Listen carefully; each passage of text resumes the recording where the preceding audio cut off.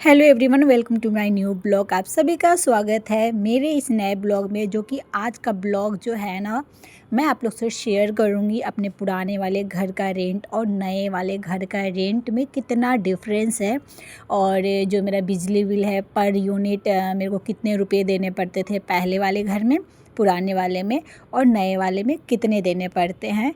तो पता है घर बदलना ना इतना आसान नहीं होता है, ख़ास करके मिडिल क्लास फैमिली वालों के लिए। क्योंकि जो नया घर होता ना, खुशियाँ तो लाता ही है, उसके साथ साथ ना एक्स्ट्रा खर्च का जो टेंशन है ना, वो भी साथ में लेके आता है, जो कि बजट पे बहुत बड़ा असर पड़ता है। ये रियलिटी है। तो चलिए आप लोग के साथ में अपनी सारी बातें आप लोग से मैं शेयर करूँगी। तो वहाँ वाला जब पुराने वाला घर जो है ना, जब मैं आई थी 2020 में, सितंबर में आई थी, तो उस समय मेरा उस घर का किराया जो है ना, आप लोग सुन के चौंक जाएंगे। तो बताती हूँ, 4200 किराया था, 4200। और बहुत सस्ता मुझे उस समय भी घर वो लगा था। उस घर का थोड़ा सा जो है ना, मतलब स्थिति ठीक था, पेंट वेंट सही था, सब ठीक था। और उस घर में वहाँ पे भी यही था कि साल में 5% बढ़ाया जाएगा। लेकिन हम लोग बहुत अच्छे से फैमिली की तरह रहते थे। खैर, वहाँ की जो आंटी हैं और उन दादी, यानी भैया की जो मम्मी थी, वो भाई एक अलग ही थी, उनकी तो चलिए अलग ही कहानी है। लेकिन बाकी और फैमिली बहुत अच्छे थे लोग। तो जिसकी वजह से किराया जो है ना, हर साल 5% वहाँ पे तो नहीं बढ़ा था। लेकिन हाँ, 5 साल में बस एक बार उन्होंने बढ़ाया था। मतलब हम लोग को आने के 2 साल या 3 साल बाद 5% बढ़ाए थे वो। 5% का 300 रुपया बढ़ा के वो सीधे 4500 रुपया कर दिए थे। और उतना ही किराया हमारा था छोड़ने समय तक। तो वहाँ पे किराया हमारा ज़्यादा नहीं था और हमारे बजट के लिए बहुत बहुत बहुत ही अच्छा था।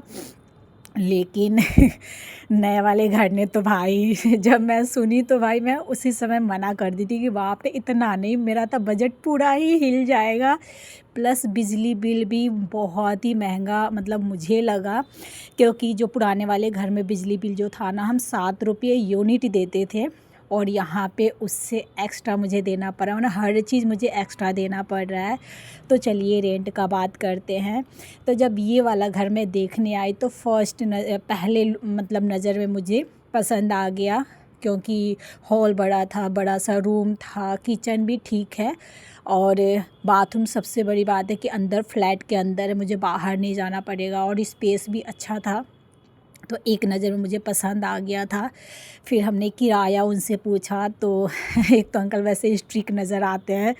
तो किराया मैंने उनसे पूछा तो उन्होंने कहा कि 10,000 रुपया रेंट।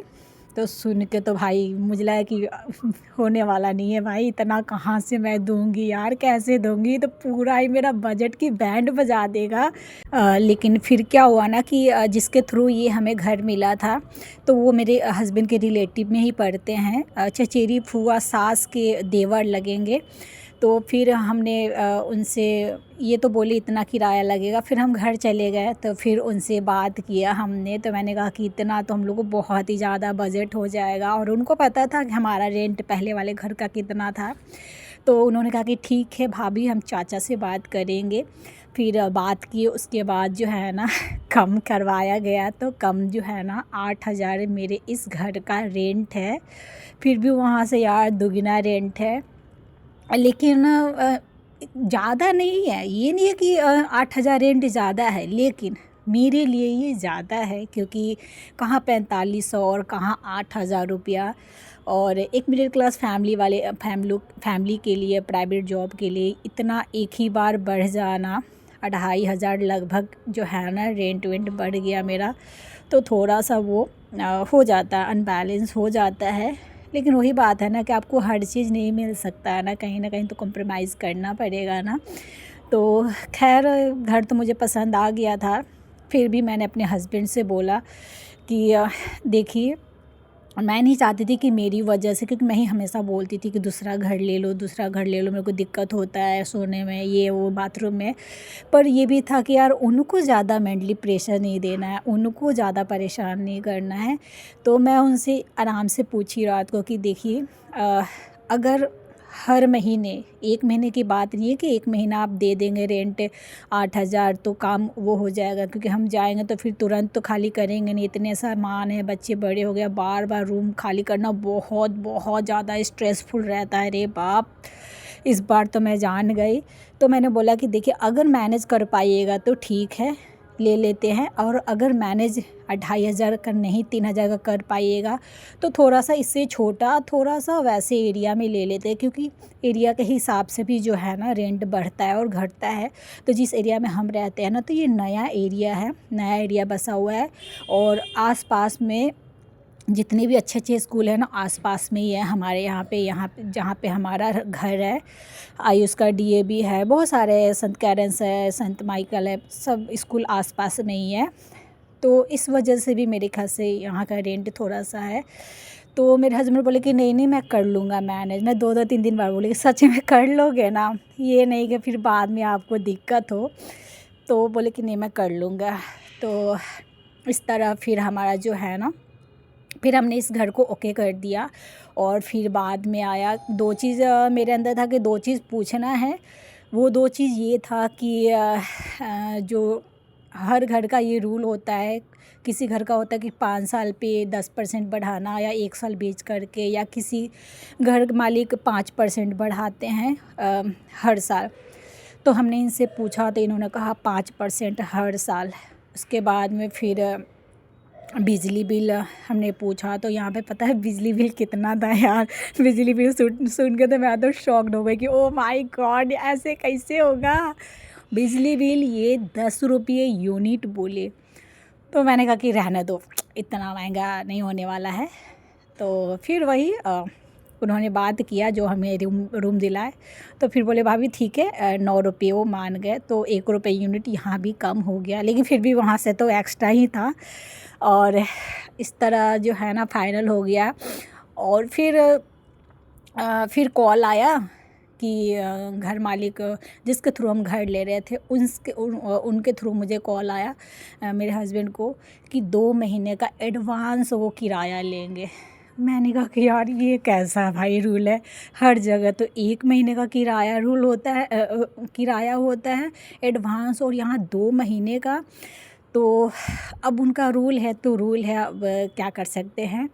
तो वही है कि आज नहीं तो कल तो मतलब 2 महीना के ले लिए हैं, तो जब हम जाएंगे तो 2 महीना के रेंट हम नहीं देंगे। लेकिन यही बात है कि दिवाली के समय हम लोग घर छोड़े थे, और वहाँ पे बिजली बिल किराया देना, फिर दिवाली फेस्टिवल सामान ये वो। तो उस बार तो मैं हमारा बजट जो है ना दिवाली वाले महीने में वो बैंड बज गई थी। 2 महीना का हमने एडवांस उनको किराया दिया था 16,000 रुपया। और इस तरह फाइनली ये हमें घर मिल गया है। और पता नहीं यार फिर 1 साल बाद फिर 5% बढ़ेगा, वो तलवार लटकी रहती है। लेकिन मैं दिल ही दिल भगवान से कहती हूँ भगवान प्लीज़ मैं तो कोशिश करती हूँ कि फैमिली की तरह रहूँ, बस मतलब वो किराया ना बढ़ाए, ऐसे ही रहने दे जितना है उतना पे, ऐसा हो जाए तो ठीक रहेगा। खैर बाकी देखते हैं क्या होता है, वो बढ़ता है कि नहीं बढ़ता है। तो इस तरह ये मेरा घर मिला, इतना मुझे वो परेशानी उठाना पड़ा, हर चीज़ रोज़ ना 2-3 दिन तो कभी कुछ कभी ये कभी वो। फिर साफ़ सफाई के बारे में भी उन्होंने, ये मुझे अच्छा लगा कि शुरू में वो फ़ोन करके पूछवा लिए कि मतलब सीढ़ी या छत साफ़ करने के लिए क्या मतलब रखना पड़ेगा, काम वाला अगर रखेंगे झाड़ू पोछा लगाने के लिए सीढ़ी पे, तो मतलब पैसे मिलाकर हम दोनों जन। तो मैंने कहा कि नहीं नहीं क्या ज़रूरत है उसका, कि कुछ मैं साफ़ कर लूँगी, कुछ आप साफ़ कर लीजिएगा। तो फिर वही डील हुआ था कि मतलब सीढ़ी मैं साफ़ कर लूँगी, बाकी फर्स्ट मतलब ग्राउंड फ्लोर सीढ़ी, और जितने बाइक वाइक का मट्टी वट्टी बाहर झाड़ू वाड़ू लगाना वो कर लेती हैं।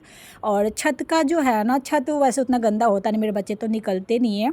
अभी देखो बस एक बार आयुष पापा छत में झाड़ू लगाए थे, और बाकी आंटी अपना लगा लेती हैं, छत अपना धोती हैं वही, क्योंकि मेरा काम भी नहीं होता छत पे और छत गंदा भी नहीं होता। बाकी सीढ़ी मैं रोज़ ही साफ़ करती हूँ। तो ये मेरा स्टोरी है। और इतना मेरा महंगा पड़ गया है। अभी गर्मी में देखना यार, गर्मी में तो और बिजली बिल उठेंगे तो और मेरा बजट जो है ना बढ़ जाएगा। और मतलब मिला जुला के मुझे लगता है कि 10,000 तक गर्मी में भाग जाएगा मेरा किराया। मतलब उस घर में मेरा 1200-1300 बिजली बिल आता था, तो इस घर में 2000 तक आ जाएंगे, क्योंकि यूनिट यहाँ पे बढ़ गए हैं पैसे यूनिट का। तो ये रही मेरी स्टोरी, इतना मुझे महंगा पड़ा। और कमेंट आया था 2-4 घर के बारे में, रेंट के बारे में, तो मैंने सोचा कि चलो ब्लॉग बना